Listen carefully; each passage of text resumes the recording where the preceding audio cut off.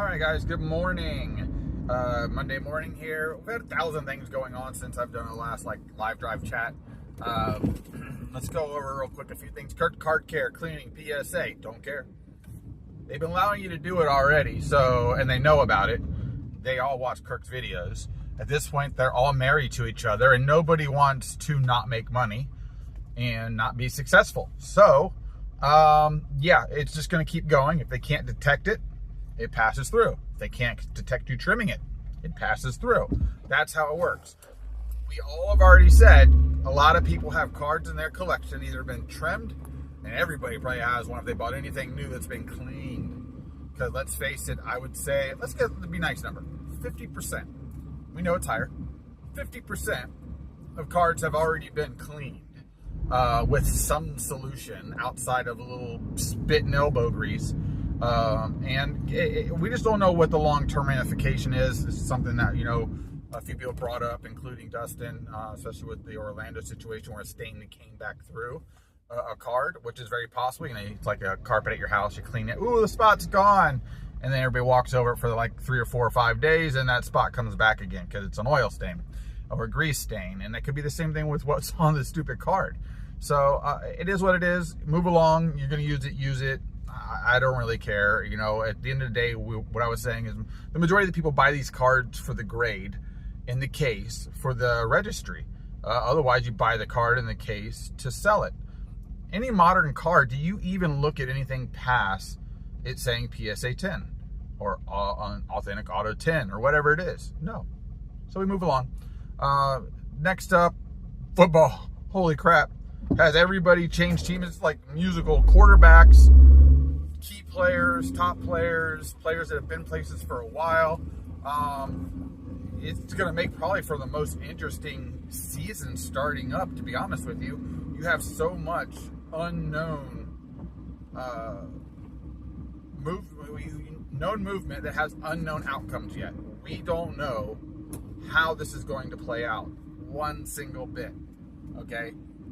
Pittsburgh running away from Pickett. I feel bad for somebody who gets a player that is supposed to be like your guy. You're going to get behind for a few years. You can collect them and watch them grow or fail, whatever it is. But think about it. All these guys that are Justin Fields fans, that are Chicago fans, outside of his rookie card and being key rookies,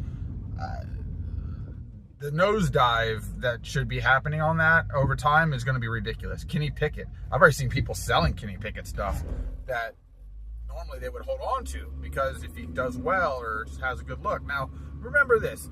We have quarterbacks that pop out because another quarterback gets injured. You get a bump, and then they play good, then they get a bump again. So, listen, opportunity is still there for all of these guys, every last one of them. We still have a couple guys floating around, but with the amount of guys that we've seen move teams and the amount of quarterbacks we saw go down last year, I mean, you have a very good opportunity to get very good bumps out of specific players moving forward. So it'll be very interesting to see how that goes on as well. Wemby's still doing great. Basketball's trying to catch traction outside of Wemby. Trying. The game in certain instances has got a little more exciting. I mean, the closest team to me is the Magic.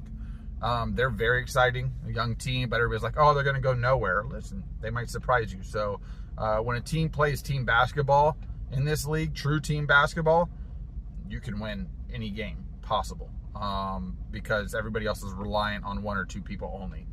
And when you do that, you can shut a team down if you have a really good coach that knows how to line a defense up, but it doesn't seem like defense is really played anymore because you're not allowed to play it. Baseball kicking off as well. We've already seen the rookie rush on a lot of these guys that might be making the majors. Got to remember, guys, minors to majors, even outside of spring training, it's a different animal. It's not the same thing. So, yeah, Wyatt Langford looks great in spring where everybody's throwing fastballs, and then he gets into the majors a month in, everybody's got cutters, curves, slurves, knuckles, back-breaking ankle breakers, and all of a sudden, you ain't that good. So you have to adapt. This is where we try to figure out, there's always that sophomore slump. And that sophomore slump goes for guys that did good the first year. And sometimes they never recover from that. And other guys, didn't have that great of a first year and are ahead of the curve because of their deficiencies. They had to learn more quicker, and they'll get better faster. And I guess unless you're just a rare talent that just has it. White Langford looks really good, but a lot of guys look good last year too, and everybody's not running back to them, are they? Or is everybody going Evan Carter? Let me look what he did. Josh Jung, look what he did. But I mean, it's also a team that was just destroying the baseball as a whole. It puts pitchers in a hole, changes pitch counts. You got to think of all these things that are the minutia of the sport and why outcomes actually happen. Other than that, I've been ripping some stuff. I hit all those Bedards. I do have, I think, 3 to 5 more boxes of hockey to open. I opened 5 boxes of Monopoly Prism. That was a horrible thing. If you look, there's a picture of a dumpster fire for a reason. I did pull a base Wimpy, but in that product, you're looking for straight color. Color and numbered cards and weird parallels. And I got like 1 numbered card and just the regular purple crap that you get out of it anyway. And it wasn't anything over the top. So I got, I think, 4 more Monopoly boxes to open. I don't think I'm touching that stuff again afterwards. Who knows? You never know. I do want to get some more of the Bedard hockey stuff. Again, you watch all of his highlights. You watch the stuff he does, even when he doesn't score. And you're just like, man, this guy is dialed in like almost nobody else. Really, he is. And imagine if he just keeps getting better. I think he is a generational talent, much like a Connor McDavid. Everybody wants to complain about his size. Well, we had a guy here in the Lightning called Marty St. Louis, and size didn't seem to matter to him. So, again, Bedard's going to have to be tough because he's going to get beat up, but we also play in a softer hockey league than we used to as well.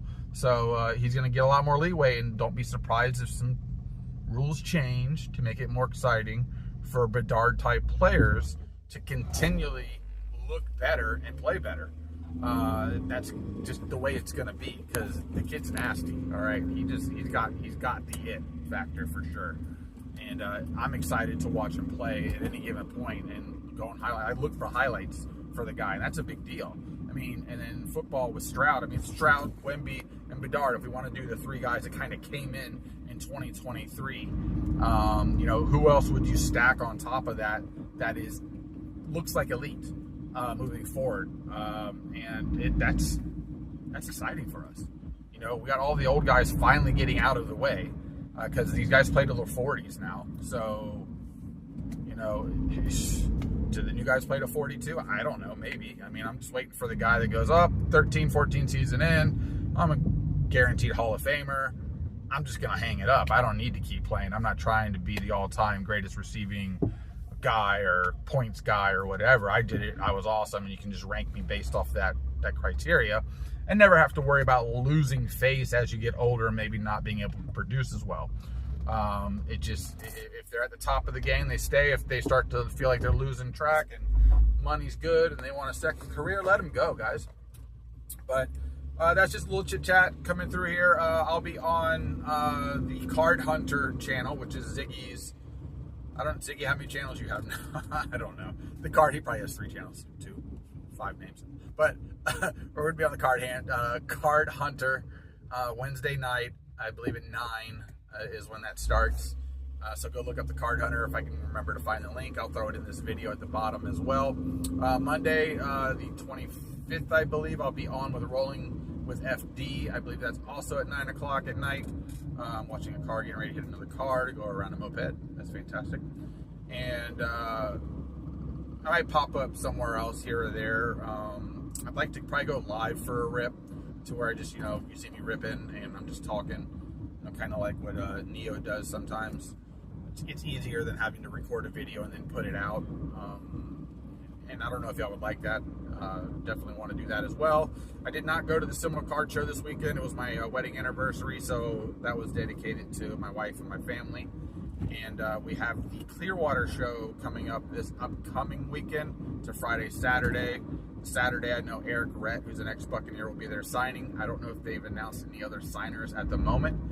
They sometimes have up to 3 signers for the most part for some local guys. So I wouldn't be surprised if somebody pops out, or even you see a baseball guy pop out in that. So stay tuned on the Clearwater card show.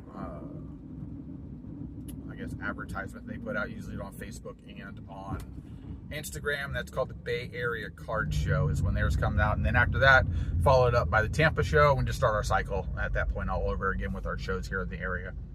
I did go fishing. I caught a few fish. I tried to record the video. I was using my camera with a little push button thing that starts it and stops it. And it started and stopped it every time that I wasn't fishing for the most part. I did catch a couple grouper. I'll throw that right here at the bottom. A little grouper. I was just fishing inshore with a little jig.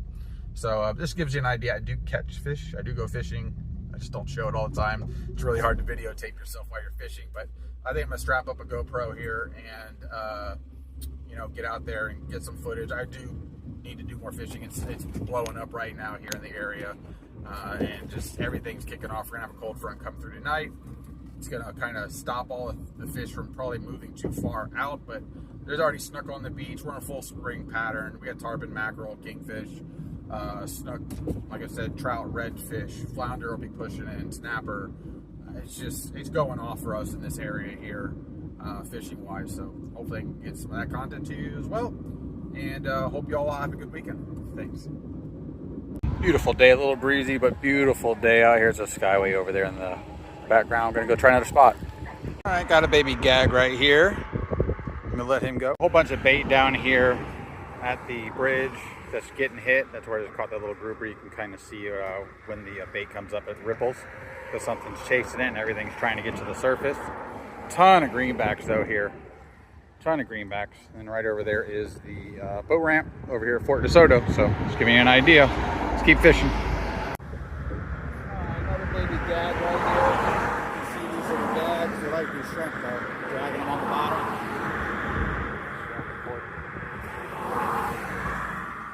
Yep, all right.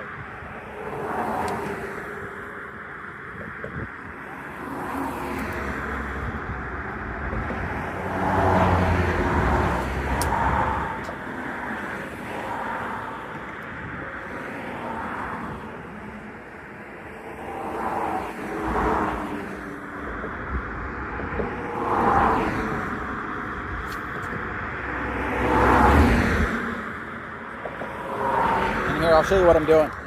I'm basically throwing out to the end of that piling, letting it drop as close as I can to it.